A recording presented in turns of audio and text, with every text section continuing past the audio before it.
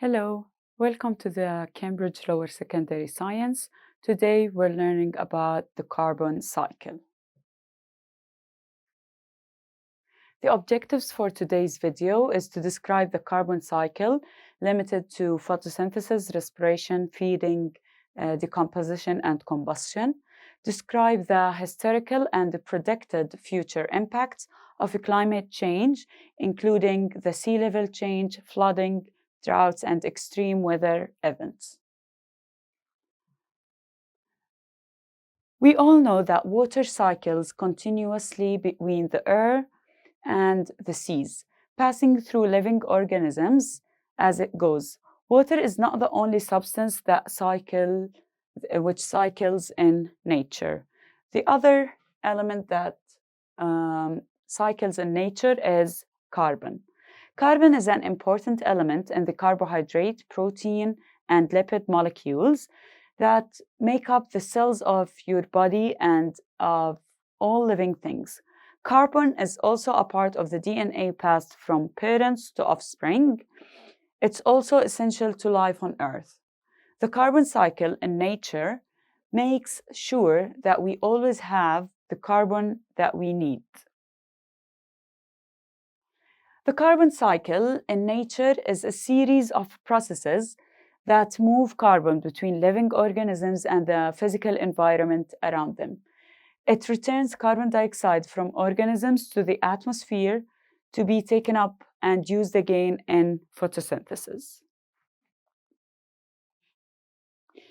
It involves several processes, some of which you have already met. Carbon is removed from the atmosphere by photosynthesis. It passes into other organisms by feeding. It returned to the atmosphere through respiration, decomposition, and combustion. Here are the details of the carbon cycle, starting from plants. Plants take the carbon dioxide from the air to do the photosynthesis. After making photosynthesis, some animals might eat the plant, so the carbon will pass from the plant to the animal by feeding, or as the plant is doing the respiration, it can get rid of some of the carbon dioxide to the air. And also, when the plant is dead, the carbon dioxide will be moved to the dead organisms, and then by decomposition, it's going to return into the air. When something is burning, combustion, the carbon will be returned into the air. When animals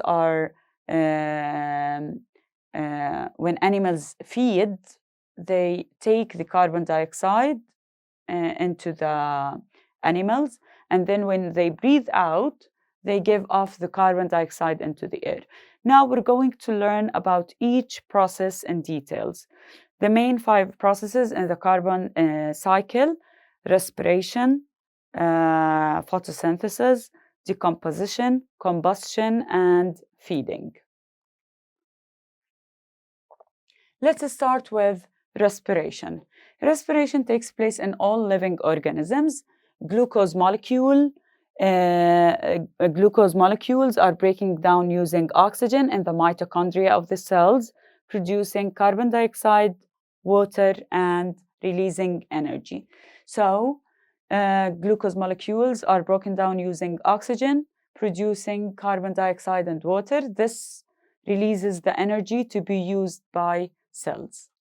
So, respiration, it's breaking down the glucose using oxygen, producing carbon dioxide and water.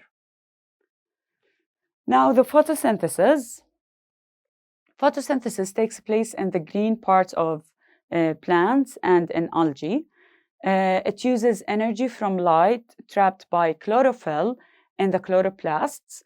Carbon dioxide is taken in from the air and combined with water to produce oxygen and glucose. This in turn is used to build the biomass of plants. So respiration, which happens inside the cells, in the mitochondria of the cell, It uses it breaks down the glucose using the oxygen, producing carbon dioxide and water. The photosynthesis is the opposite, which will use the carbon dioxide with the water to produce oxygen and glucose. Now the feeding. Animals feed, they eat plants or other animals. So they take in the biomass of the plants, break it down and build it back into animal biomass. Carbon is passed from one organism to another in this way. Some is released into the atmosphere or the environment through respiration at the same time. Now the decomposition. The decomposition is the process carried by the decomposers. Microorganisms such as bacteria and fungi feed on the waste materials produced by animals and the dead leaves produced by plants and the dead bodies of animals and plants. They break them down, releasing carbon dioxide into the atmosphere. Here we have a picture of a dead mole. After around 2 weeks, the decomposers have decomposed the mole, the dead mole, and we can only see here the hair and some of the bones. So most of the soft tissues will be decomposed before bones and hair. So for now, we have learned about the 4 processes: respiration, photosynthesis, feeding, and decomposition. Now, last but not least, the combustion. Combustion is the scientific word for burning. When a substance burns, it reacts with oxygen in the air. In combustion, the energy transferred heats the surroundings and produces light. Many fuels, from wood to fossil fuels, are carbon compounds. When these fuels burn, they produce carbon dioxide and water, which is released into the atmosphere. So the 5th process in the carbon cycle is the combustion, which is the burning of carbon compounds reacting with oxygen. This whole process is called combustion or burning. Now, I want you to answer this question. Thank you for answering the question. Now, let's start with the historical impact of climate change. For many years, scientists have studied the levels of carbon dioxide in the atmosphere, looking for evidence of climate change both millions of years ago and in recent history. In the ancient history, scientists have covered many different types of evidence to show that the Earth has had periods of both very high and very low temperatures, the glaciation and global warming. Glaciation. At times, the surface of Earth was very cold, covered in ice and snow. Huge frozen rivers of ice, called glaciers, carved out the landscape. However hot your home country is, it was probably covered in ice during the history of Earth. Theories about the causes of these cold periods include huge volcanoes erupting, filling the atmosphere with ash and blocking the sunlight, giant meteorites striking Earth, causing dust and blocking the sun, changes in the orbit of the sun, and the changes in the activity of the sun. Now, the global warming. The climate of the Earth has changed several times, from ice ages to tropical forests and desert heat. Evidence shows us that global warming events are always linked to increases in greenhouse gases, such as carbon dioxide in the atmosphere. For example, from massive volcanic eruption.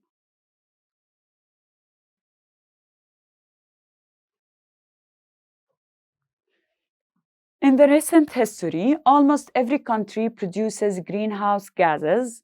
In every country, and every country is affected by global warming and climate change. Here are some of its impacts in the last 150 years. Flooding, drought, extreme weather events, and the sea level rising.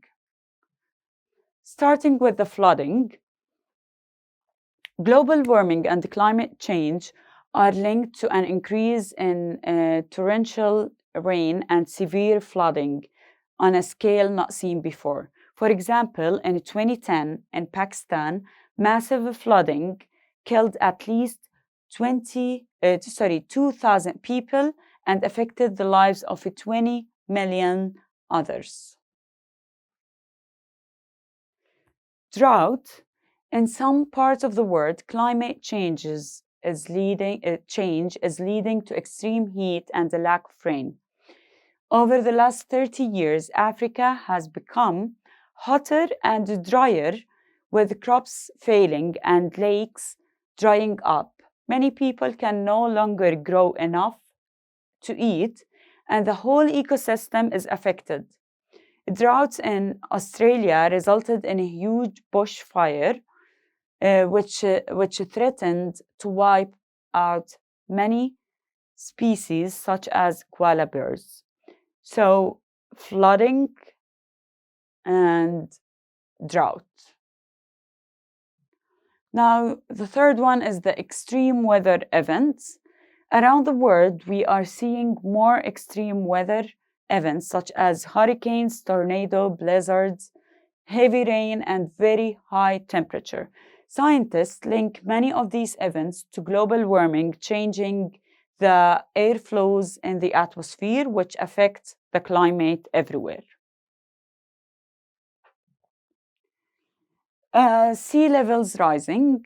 Global warming is melting the land ice, and the mean sea level has risen around 21 to 24 centimeter in 1880. Rises in sea level increase coastal erosion and change ocean currents. This has an impact on the movements of the tiny organisms supporting all the ocean food chains. How hot will it get? The Intergovernmental Panel on Climate Change, IPCC, studies evidence from thousands of scientists all over the world and advises government globally. The IPCC states that global warming is happening as a result of human activities, such as burning fossil fuels, deforestation, causing an increase in carbon dioxide and other greenhouse gases in the atmosphere. This graph is showing the increase of the atmospheric carbon dioxide since 1960 to 2020. Now, what is the future impact? The IPCC predicts that by the middle of the 21st century, global temperatures will increase by another 1.3 to 1.8 degrees Celsius. What impact will this have on the sea level, drought, increased rainfall and flooding, colder, warmer temperature, more extreme weather events? We're going to take more details about this.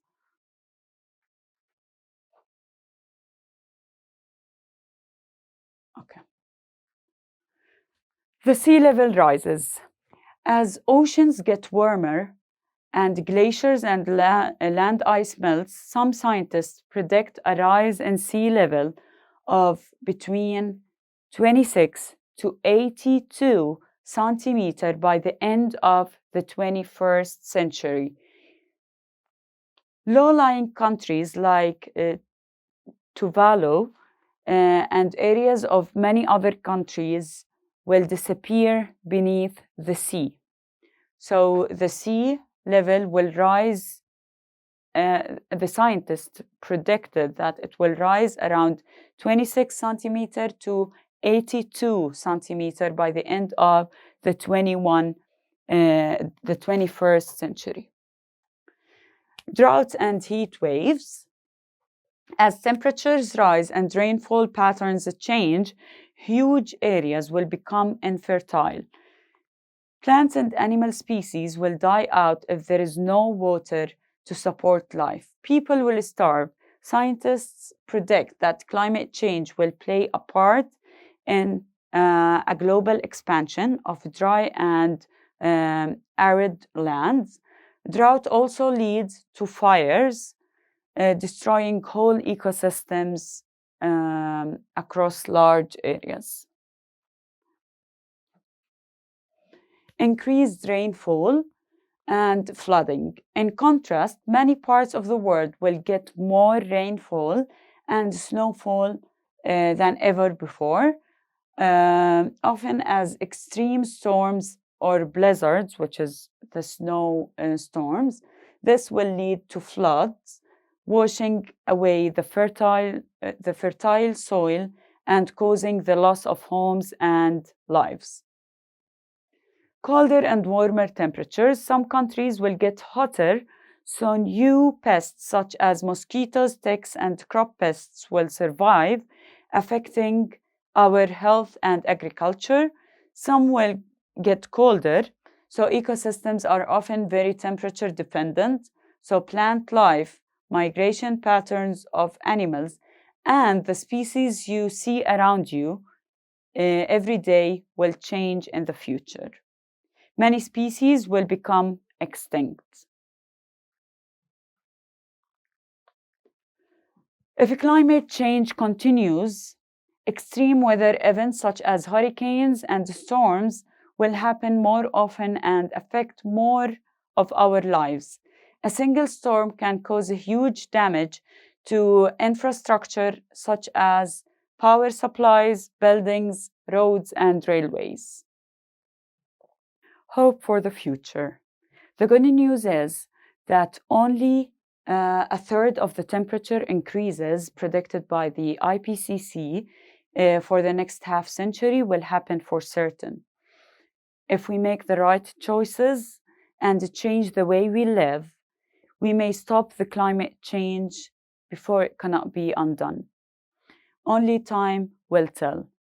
Thank you for watching. I hope it was useful, and that's it.